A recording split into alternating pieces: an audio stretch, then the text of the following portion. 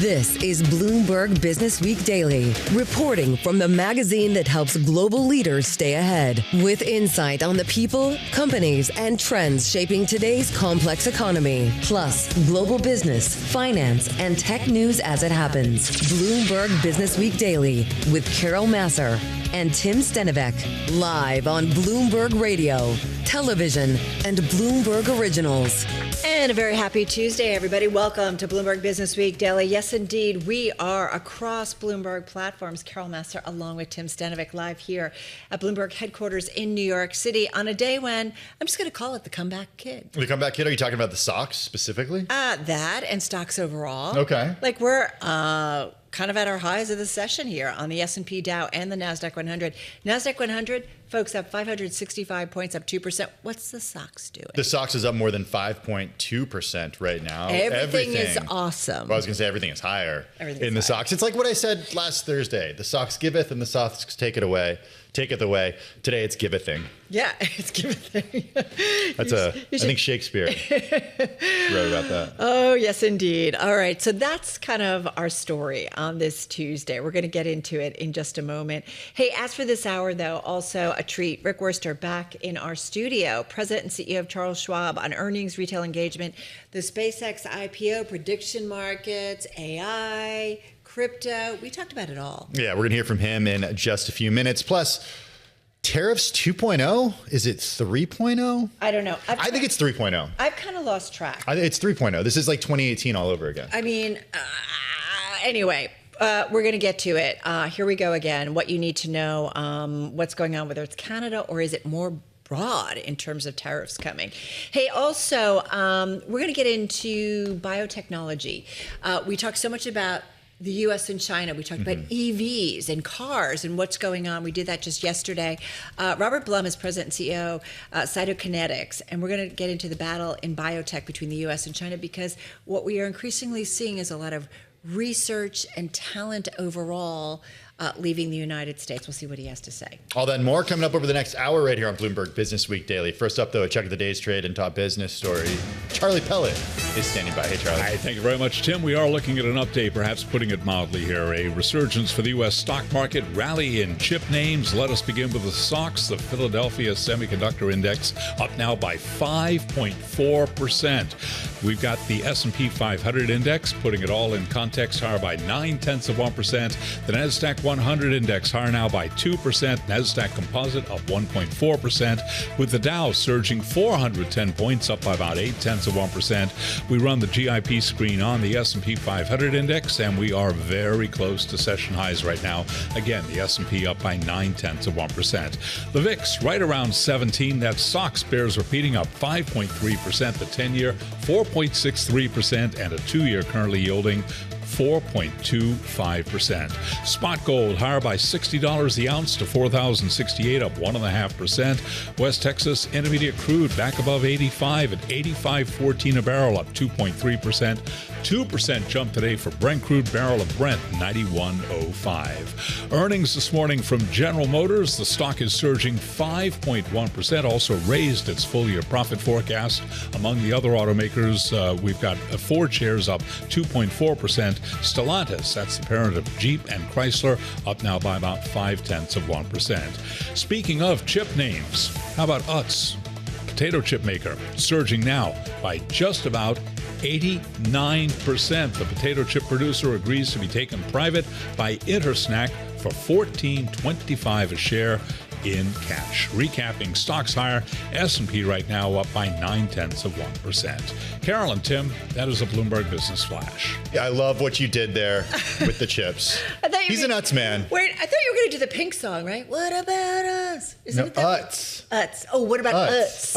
Utz chips. Utz the potato chips. But I thought he was going to go there. Oh, okay. He is pretty amazing. I think he was making a joke about chips. Semiconductors. Yeah. But you know when you... I know. Sorry, Charlie, for ruining your joke. It was great. No, we're riding the train. We're riding it. Hey, we got to talk a little bit about tariffs again. The Trump administration vowing to impose a fresh 50% on some Canadian goods over what it said was unfair treatment of American alcohol, cars, and dairy. So it's it feels like 2.0, 3.0. Go back, a year and a half just after President Trump came into office, right? There was that whole reveal of tariffs across the world. Yeah, back in 2018 in that first term. Perhaps more coming. Jameson Greer telling CNBC that he expects some action on forced labor tariffs soon. He said that on an interview with CNBC. With more, we want to bring in Bloomberg News trade czar Brendan Murray. He joins us from London. Brendan, fortunately, you and the team keep track of all of this, so we don't have to, because it gets extremely complicated and it involves spreadsheets. I wonder what it's like to run a company right now with all these tariffs, the back and forth. What is the status on what Canada is affected by right now and what it could be affected by as a result of what we learned late yesterday? Well, Canada is facing a couple of different tariffs and some exemptions on others, but they are facing tariffs on automobiles, steel, and aluminum. Those are a particular authority that President Trump has used to protect national security interests. They have gotten a break on the global 10% tariffs as part of the U.S.-Mexico-Canada trade agreement. A lot of those goods that trade across the North America are not subject to those 10% global tariffs.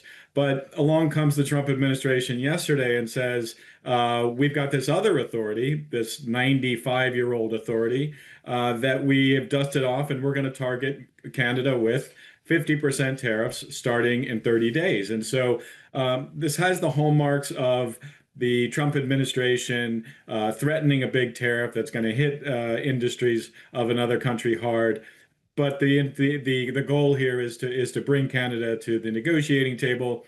There are two issues that the Trump administration is annoyed about that stem from Canada's retaliation against President Trump's tariffs on Canada last year, and then this long-running dairy dispute that has the Trump administration unhappy with Canada as well. So the long and short of it is Canada are about $20 billion worth of Canadian goods that are shipped to the U.S.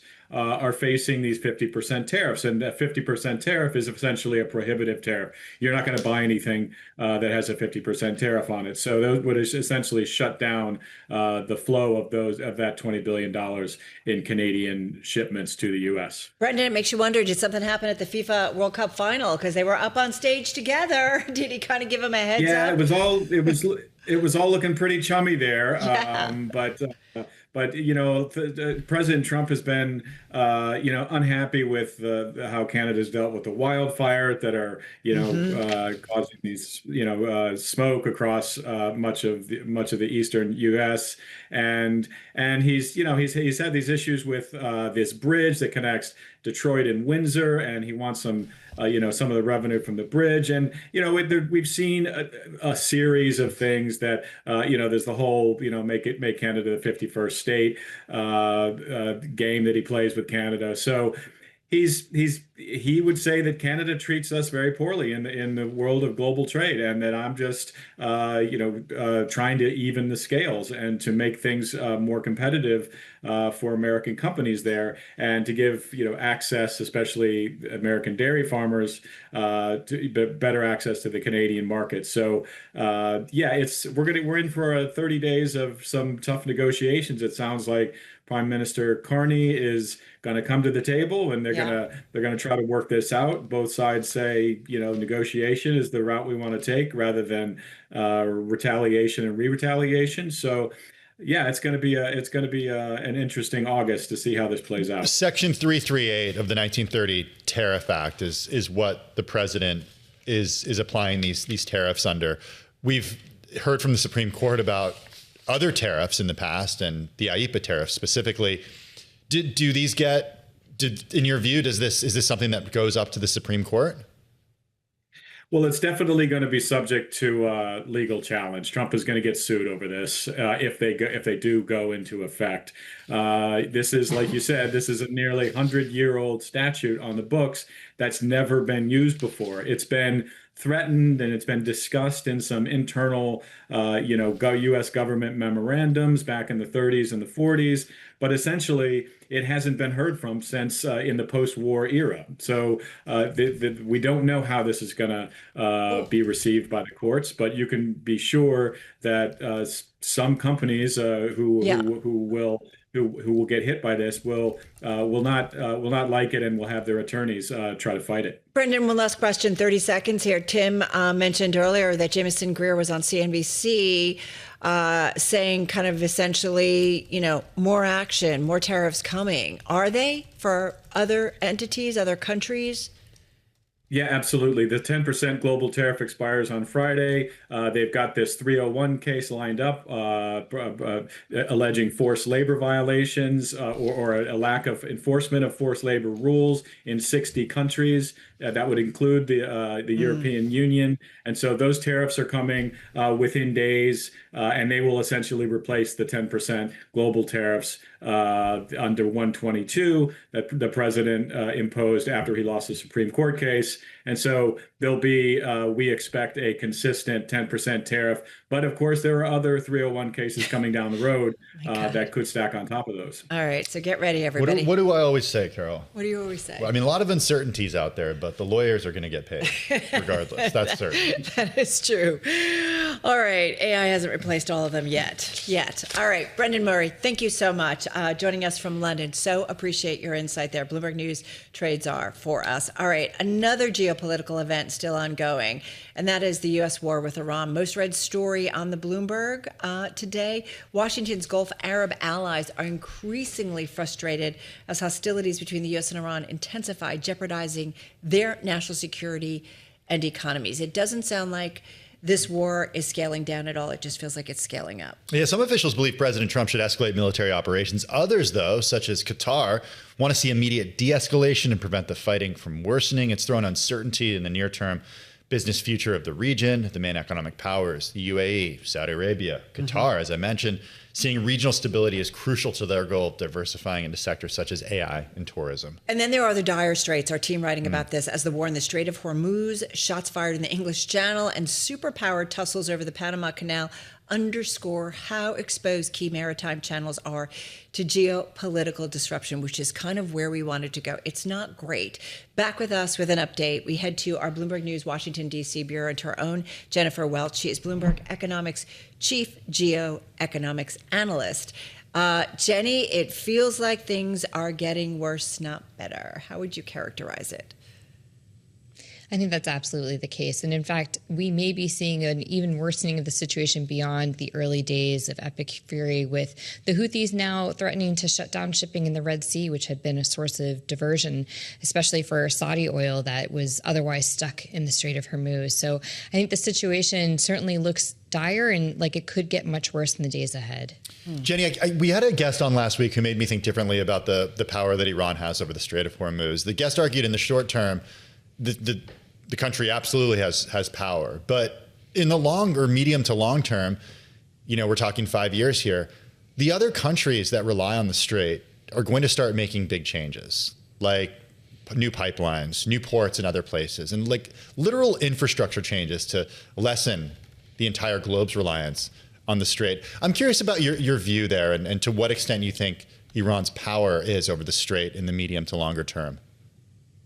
I think that's absolutely right. And I think Tehran is very cognizant of that. And that's part of the reason why it's really holding on to this current leverage over the Strait of Hormuz. They recognize that to a certain extent it's perishable. I do think that other countries, and we've already seen this in recent weeks and months, are investing in those alternative pathways. The challenge is that those aren't without risk as well. And, in particular, when we think about other actors like the Houthis and their ability to pose physical risk to, for example, pipelines, that doesn't mean that those alternative pathways are going to be always reliable. And then looking beyond the region, when you think about how other economies are responding to the situation, how they're going to be divesting in investing in alternative energy supplies, they're also balancing risks there as well. Because yes, they might be overly reliant on the Middle East for traditional energy supplies, but there are other countries like China that are heavily dominant and you could say exercise a chokehold over renewable energy supplies. supplies. And that's going to be a balance that a lot of countries are working through at the moment. We have a chart up, and unfortunately for those folks on radio can't see it, but it's about the Bab el-Mandeb. It's a strait, a major global choke point between Yemen on the Arabian Peninsula. And so it connects the Red Sea to the Gulf of Aden and the Indian Ocean. What's interesting is, we're seeing traffic easing if we look at kind of all of these lines. That's kind of the basic point. But Jenny, initially we had said, okay, Strait of Hormuz, people are figuring workarounds, but those workarounds are now becoming targeted. So Iran understands this. And so I just wonder kind of where this is all going. Is that a sign of escalation? Is it a sign of Iran just looking to put more pressure so that they can kind of bring this to an end? I mean, how do we read the tea leaves on this? Because I just feel like I certainly keep getting them wrong. It just feels like it goes on longer and longer. No, I think you're absolutely right. This is a point of escalation by Tehran. It's calling on its Houthi partners to disrupt the Red Sea and cause yet another point of economic pain for the global economy. It's noteworthy because for about a month and a half in the initial phases of the war, the Houthis weren't very active, even though they were close partners of Tehran. And it's worth noting in relation to the traffic that you were just pointing to in the Red Sea, that traffic level was already depressed after the Houthis began their campaign in fall 2023, and now it's going back down again in light of their recent threats to essentially blockade Saudi Arabia. And we just put up another chart just showing traffic. Maybe we can bring it back up in the Strait of Hormuz. And again, for those on radio who can't see it, but essentially, you saw when it stopped during kind of the peak of the war here, it's starting to pick up again, but it's trailed off again. How do we game out this, though, Jenny? It's not a game, it's a war. And it just seems, again, like more parties are getting involved. I know we talk with you and the team about this. It just feels like, again, I'm going to use that phrase that we used yesterday in a conversation with Dina Esfandiari. It feels like a forever war. And why would anybody want a forever war here? No, I think that's exactly right. And that's what we've been saying from the beginning of this conflict, is that we are likely to land ourselves in what we are referring to as a low-intensity protracted conflict, or a forever war, where we may have these moments where it appears a diplomatic resolution is in hand only for it to fall apart. And that's what we've seen over the past month, with the ceasefire being reached and then very quickly coming unwound. And I think what we're in now is an escalation spiral, with the United States and Iran both looking to gain leverage, escalating bit by bit. And the risk is that that will spiral, that with a diplomatic resolution remaining elusive, that both sides will push their military options, and that will end up forcing the other's hand to escalate even further. Yeah, the president's saying we'll be hitting very soon, Pickaxe Mountain, the area very heavily. He also said Iran hasn't seen anything yet. We've been nice. He said this just in the last couple of hours. Does it get worse before it gets better, Jenny? Very briefly. I think it will, and I don't know that it will actually ever get better. Wow. I don't even know what to say there. Sorry. Sorry, very, very brief and very dire. Can I ask you real quickly, 20 seconds? Does the U.S. lose other allies in the Middle East as a result of this? Just quickly. Yes, I think you're seeing a lot of Gulf states in particular really questioning what their relationship with the United States has brought them, given that they are bearing the brunt of a lot of Iran's attacks. And it's not clear that a lot of their requests to the United States to pursue diplomacy are getting through. Yeah. Okay. Thank you. Jenny Welch. She is Bloomberg Economics Chief Geoeconomics Analyst there in our D.C. Bureau. When we come back, switching gears a little bit, volatility, war, well, maybe we're not switching gears. The SpaceX IPO, just trading volatility, and how Charles Schwab benefited. We catch up with the CEO, Rick Wurster. It's 2:21 on Wall Street. We do check markets all day long here at Bloomberg. The Dow, the S&P, NASDAQ 100 index. We'll throw in the Russell 2000 as well. All higher right now, but the big story, the resurgence, the rebound for chip names, specifically the SOX, the Philadelphia Stock Exchange Semiconductor Index, up now by 5.2%. We've got the S&P up 64. That is a gain of 0.9%. NASDAQ 100 index rallying by 2%. Dow Industrials up 0.7. 0.3%. Our Mag 7 index up 0.3%. That's ahead of Alphabet earnings tomorrow. 10-year yield 4.63%. We have got the 2-year currently yielding 4.25%. Gold up 1.6%, $4,074 the ounce. And West Texas Intermediate crude oil, crude pushing higher by 1.9% now, $84.82 a barrel. Barrel of Brent crude above 90.87, up by 1.9%. Again, S&P up 0.9. I'm Charlie Pellet, and that is a Bloomberg Business Flash. All right, Charlie, thanks so much. Well, Charles Schwab reported earnings that topped estimates as retail investors continue to jump in and out of the market amid volatility sparked by geopolitical uncertainty. Company reported a record 11.9 million daily average revenue trades in the second quarter, a 57% increase from a year earlier. Trading revenue also rose, climbing 28% to $1.2 billion. Net revenue a beat too, up 21%. Revenue per trade missed the Bloomberg estimate. Second quarter total net new assets hitting $118.7 billion. That was a significant beat. Yeah, and in terms of the stock reaction, we saw it rally earlier, but now we're looking at it down about 1.6%. We caught up just a short while ago with Rick Wurster. He's the president and CEO of Charles Schwab. He joined us here in studio to talk about the latest financial update. It was a really strong quarter, and what gives us a great amount of pride and satisfaction is that our clients continue to trust us with more and more of their wealth, and they continue to trust us to do more and more for them. So they're not just coming to us for investing and trading. Certainly they're doing lots of that, but they're also coming to us and asking for help with their wealth, and they're helping for tax planning, and they're asking for lending, for us to help them with lending. And so we're doing more to help our clients' financial lives. Their wealth is at an all-time high, and it's a great time to be in this business, to support our clients and help them thrive. Rick, when you say that clients are trusting Charles Schwab with more of their wealth, where is that wealth coming from? I mean, it is essentially a zero-sum game. So are they moving it from other platforms to you, and sort of how do you measure that? Well, first, I think a lot of our client wealth is being delivered by the returns you're seeing in the market. Over the last year, the market's up 21-ish%, I believe, through June 30, and our client assets are up about 22%. So they've really participated. Their wealth has grown. I think where their additional dollars come from is their employment activities. Maybe they sell a house, other investment activities outside of Schwab. But with employment so strong, it's not surprising, and the market doing well, not surprising that they continue to bring us a fair amount of assets. The other place we see it is that we do a lot to serve independent advisors.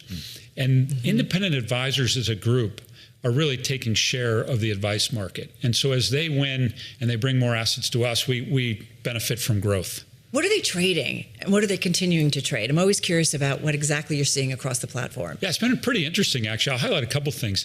Number one, which is fascinating to me, is that we saw 3.5 times more volume on down days in the market, which means that they're buying the dip. Okay. The other thing we've seen is a rotation. So they went from really interest in the Mag 7 to more on the AI trade, and that's been a driver of interest for our clients. And then the final thing I'd say is that because of some of the geopolitical risk in the markets, they are more actively trading, so that we see more frequent trading, but the trade sizes are often smaller. And so they're making more incremental trades because they're not exactly sure what's going to happen with the geopolitical situation. So those are three of the themes that we've seen with our retail traders. How sustainable are these themes? I mean, the Wall Street Journal, I think the headline was, the stock trading boom is here to stay, citing you and your comments earlier today.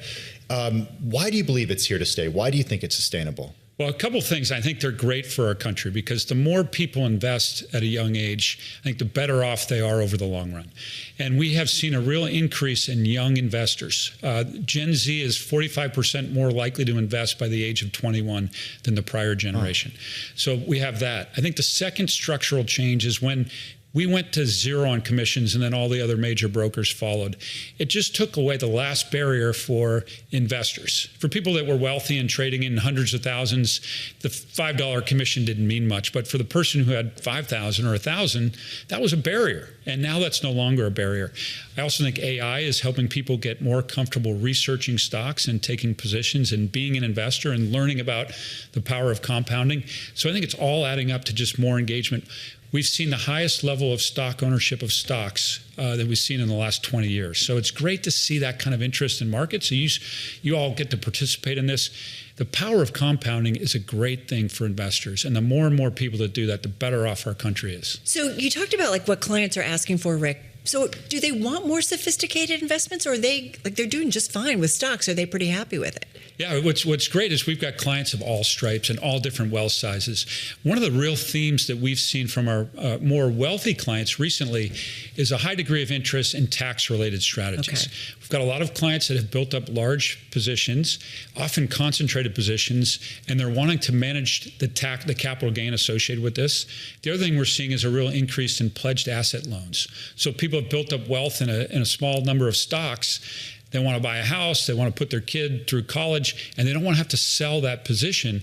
What they're doing is they're taking out a pledged asset line, so they're not having to sell that position. So between tax-aware strategies and pledged asset lines, we're really seeing people be thoughtful about not paying big capital gains. Let's talk a little bit about SpaceX, because in your commentary today, you said you had a record trading day on the day of the SpaceX IPO. I'm just wondering what you learned from that to sort of prepare you and the team for what many think is the day that Anthropic will go public in the near future and OpenAI will go public. See, and I thought you were going to ask him about the unlock, but we'll get to that next. The SpaceX, it's so interesting to have been a part of this. We've been around for 50 years, and we've seen lots of bear markets, lots of bull markets, the internet boom, all this stuff.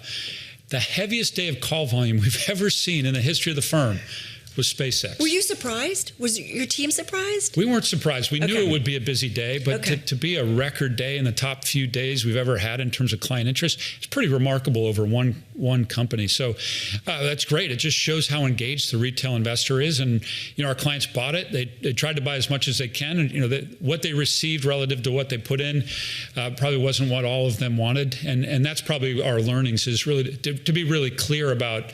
Like demand was higher from your clients for the IPO, and they weren't able to get it all. Demand was far higher. The level of retail interest, I've never seen a level of retail interest like this in an IPO or anything. It was off the charts. And as a result, not everyone got the allocation they wanted. Now, one thing we did do is we made sure everyone got something. And so everyone walked away with some shares. And with the action in the stock, people had a chance to buy it actually below the stock price. So hopefully those that didn't get filled have been out there buying if it's of interest to them. Are they still buying? Because, we've seen certainly the share price go below the IPO price for SpaceX. We've got the unlock coming August 6th. That's going to be 2 days after the company reports earnings. How are you thinking about that or preparing for that? Yeah, the retail investors still buying SpaceX. We still see volume, and it's largely one-sided. So lots of activity and interest in SpaceX. And I don't know, maybe we should move our headquarters to the space. It might be good for our valuation.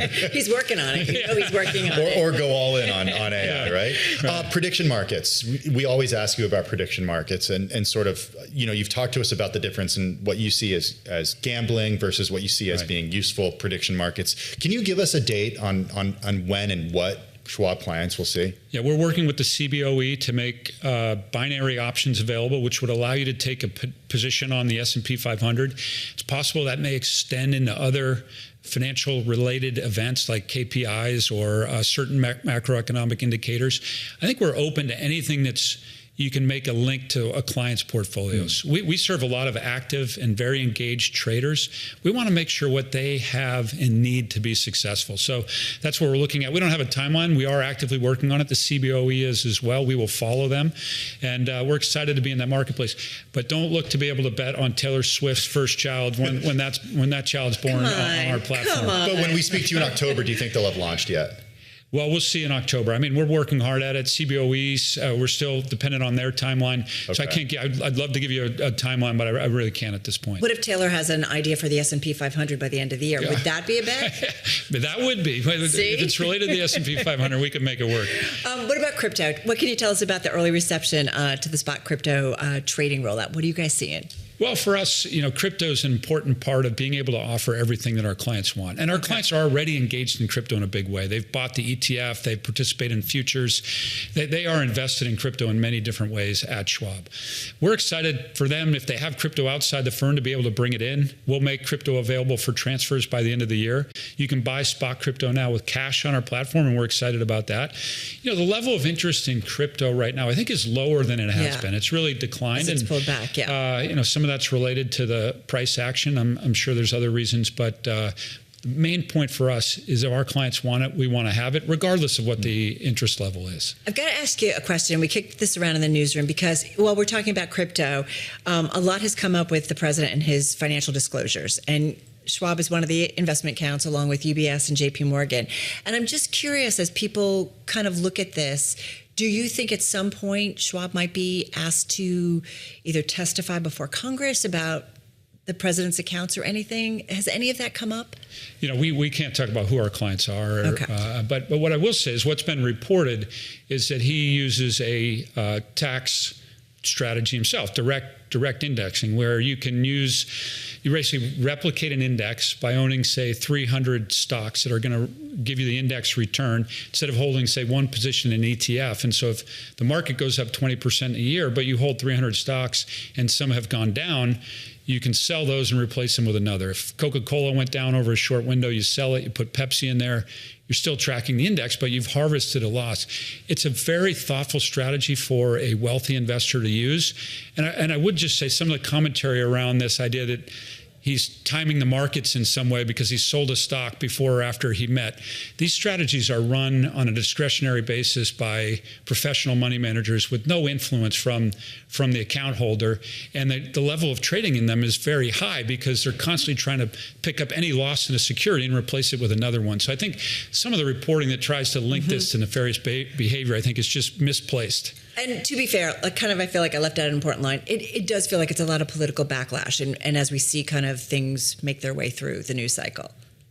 One of the things that we were pleased with was how the reporting might have shifted from, I think, the original intent that the reporting was seeking to when the facts came out and things were explained. I think the reporting was pretty accurate in terms of explaining what these strategies do and why you might have, active levels of trading in a strategy like this. Appreciate that. Just to wrap up here, we're in this environment, Rick, where it feels like FOMO in terms of a lot of the trades and kind of chasing certain things. It also feels like there's a lot of nervousness out there. When you look at the environment net, coming off of this quarter, how would you describe the environment right now? I still think clients are bullish. Okay. But there is some caution, and you do see them taking smaller positions than they normally would, and maybe being a little more anxious about it. But all in all, they're still bullish. They're buying on the dips.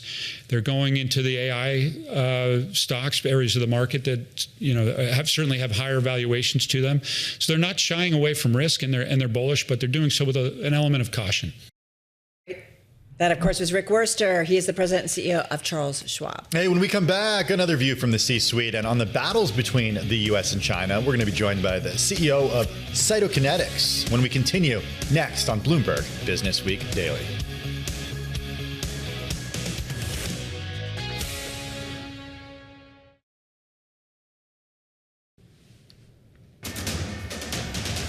It's 2:40 on Wall Street. We do check markets all day long here at Bloomberg. We got chip stocks ripping higher right now with the SOX, the Philadelphia Stock Exchange Semiconductor Index, surging by 5.3%. That is giving a broader lift to the market with the Dow, the S&P, NASDAQ, and the NASDAQ 100 Index all advancing. Dip buyers are back. The S&P up 62 now, up by about 0.8%, holding above 7,500, 7,506 on the S&P. Dow Industrials up 363 on the Dow. That is a gain of 0.7%. NASDAQ Composite Index up 1.3%. The NASDAQ 100 Index now up by 1.9%. Again, that SOX quote bears repeating. Philadelphia Semiconductor Index up now by 5.3%. All of this with the VIX holding just above 17, a 10-year at 4.63%. Gold is up $74 the ounce, now at $4,082. That is a gain of 1.9%. Crude is surging 2%. West Texas Intermediate, $84.91 a barrel. Brent crude at $90.88 right now, up by 1.9%.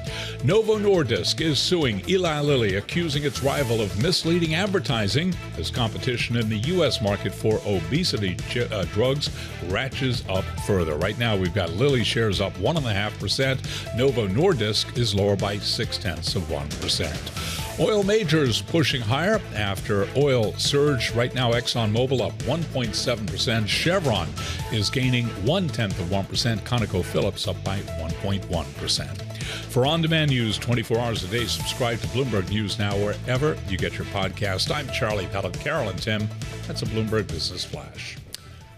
Thanks so much, Charlie, for that update. All right, so we just want to mention something that Bloomberg reported out back in May on how China is restricting overseas travel for top AI professionals and private firms such as Alibaba and DeepSeek, suggesting an escalation in measures intended to safeguard its technology and catch up to the U.S. in a pivotal sphere. We should point out that Beijing, for years, has imposed travel restrictions on key personnel, from prominent college researchers to nuclear scientists and executives at state firms. Okay, at the same time, yes, a few things catching our attention apart from that. A report about a Nobel-winning chemist leaving the U.S. to direct an AI materials lab in China. And then, Carol, an op-ed piece about how to stop China from leapfrogging the U.S. when it comes to biotech. That was in the Washington Post. It actually caught the attention as well of our next guest. Robert Blum, is with us. He's president and CEO of the nearly $11 billion market cap clinical stage biopharma and biotech company. It is Cytokinetics. He launched this company back in 1998. Stock, by the way, up about 27% year to date. He joins us in studio. Welcome, welcome. Thank you. Thanks for having me. You know, if I can share, before we got going, when I said you've been there at the company long and you reminded us that you launched the company, but you don't necessarily, you like to credit the research team that founded your company. Research is at the heart of so much in your industry. Tell us about what concerns you right now. Yeah, so one of our core values at the company is science is in our soul. We have 4 scientific founders. We refer to them as our 4 amigos. And they came out of academia because they had good ideas, ingenuity leading to innovation. We joined them, several of us with business backgrounds, in launching this company. And what concerns me, and ours is a quintessential biopharmaceutical story, is that in today's day, it's harder to build these types of companies that could ultimately deliver sustainable enterprise and medicines for the longer arc of benefit to patients. And that's because, I think, and it shouldn't be as a surprise to anyone, there's an evolution that has reached an urgent call to action. I do believe that companies like Cytokinetics would be far more difficult to build today, in part because we don't have an industrial policy, a nationwide commitment to science, medicine, and the pursuit of the kinds of things that Cytokinetics does so well. When did we lose that vision?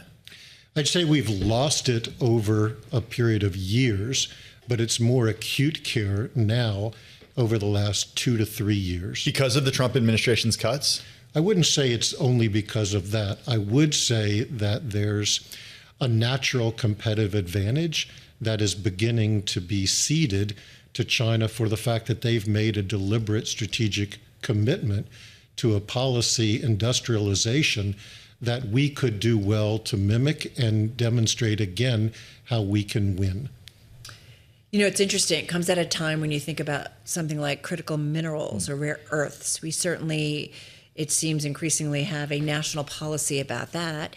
When it comes to semiconductors, you even have a government that's taking, we all own pieces of an Intel or some other names. Which, by the way, not everybody thinks these are good industrial policies. No, it's a really good point. And what's interesting is the U.S. has often criticized China specifically for its role in their businesses.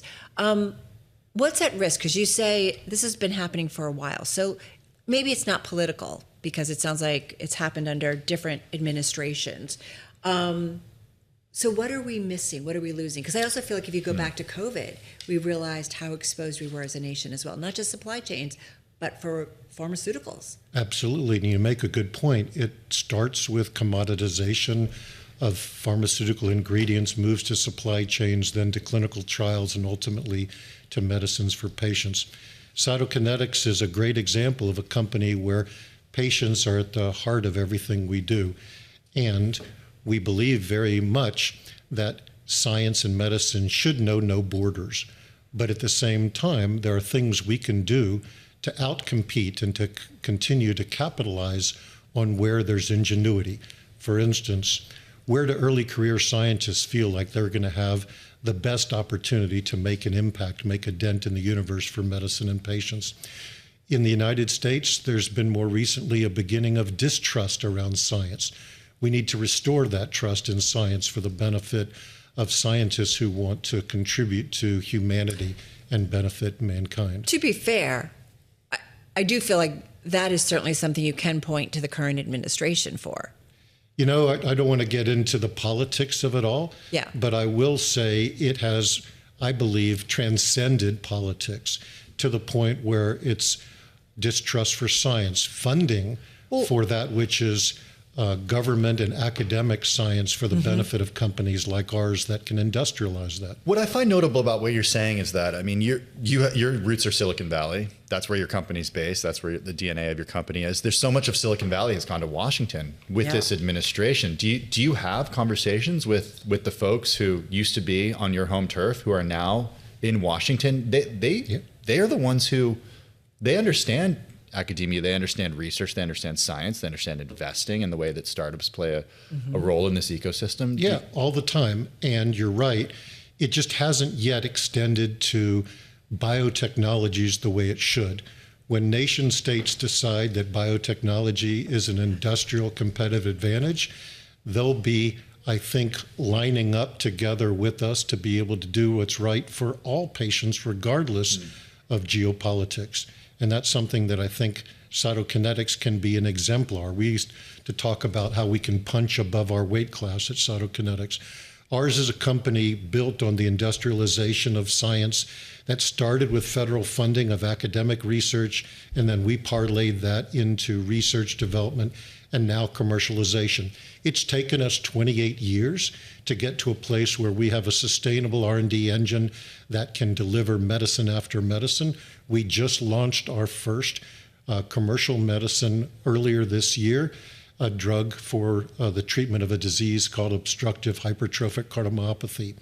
Over the course of 28 years, we invested billions, literally 3 to 4 billion in net operating deficit till now, but for the fact that this can harvest return for patients, return to shareholders in a way that companies like Genentech or Amgen, Vertex, Regeneron have done. It took those companies 20 to 30 years, and look at where they are now. They were startups at one point too. Hopefully Cytokinetics can be an exemplar of that too. Robert, unfortunately, and I hope we can continue this conversation in the future, 30 seconds left here. So what would you like to see the administration do? Or, I don't know, what is it between public and public sector? Just quickly. I think public-private can join together. We're all oriented towards the same objectives, mission and medical.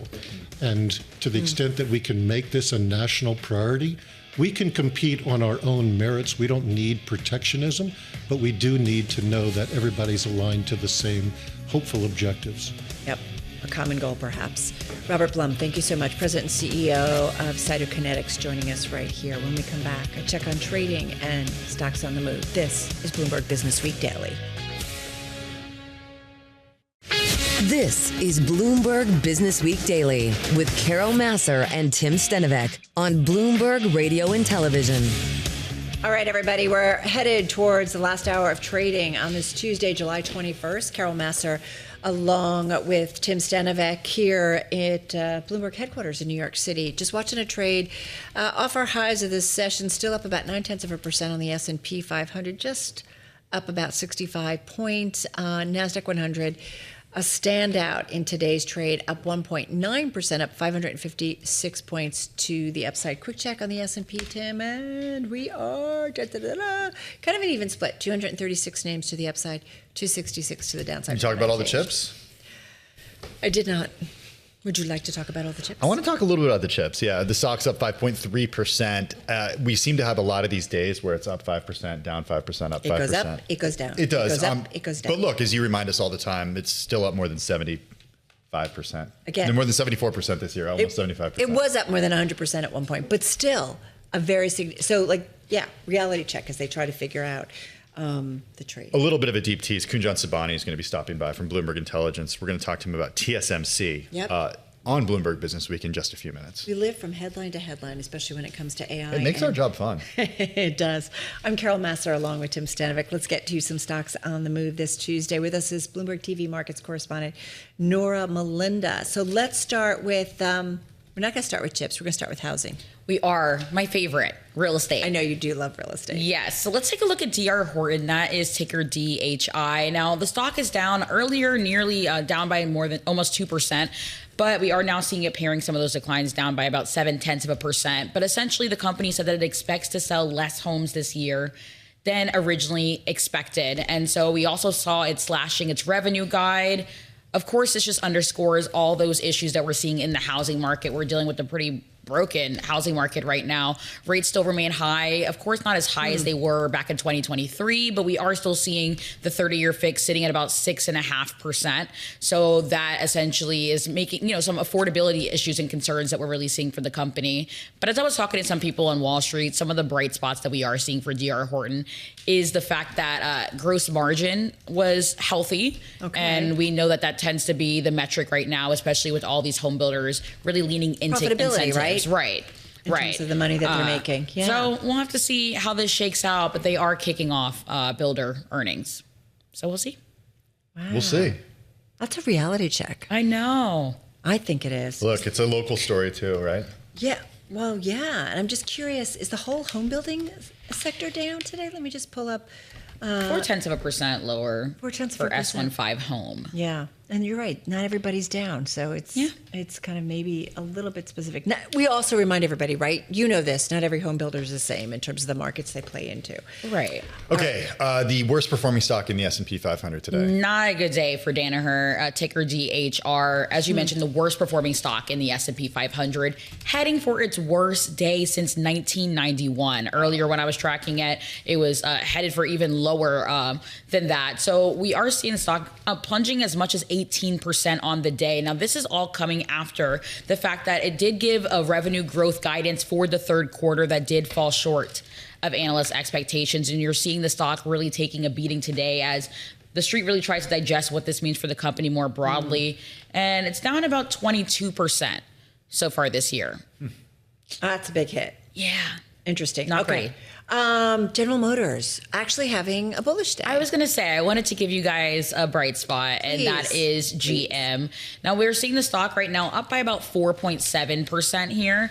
And this essentially is after the company raised its full year profit guide by another $500 million after beating second quarter earnings estimates. So a lot of good news here. And this was essentially powered by stronger margins on its largest vehicles and also lower tariff costs. We're seeing those to be a tailwind for the company. Enjoy it while it lasts. I was going to say it. I feel like I haven't heard the word tariff in a minute as much as we did before, but well, we got some bad news for you, Norah. You're going to be hearing it a lot over the next few weeks.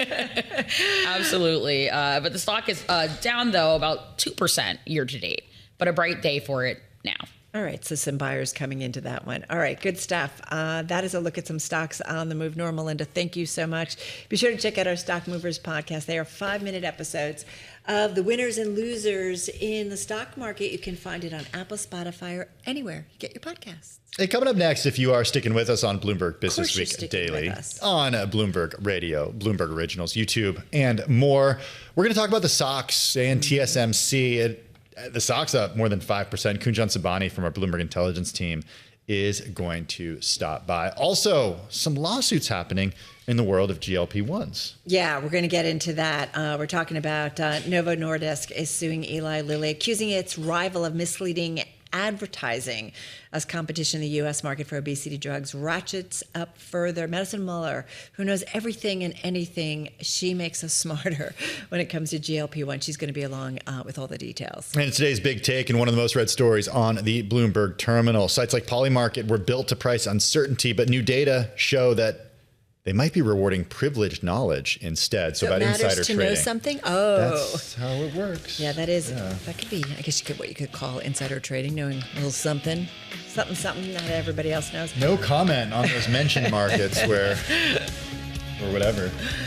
All right, a lot coming your way over the next 2 hours. A Bloomberg Businessweek Daily. Be sure to stick around, folks. The close coming your way in just a moment. You're listening and watching Bloomberg.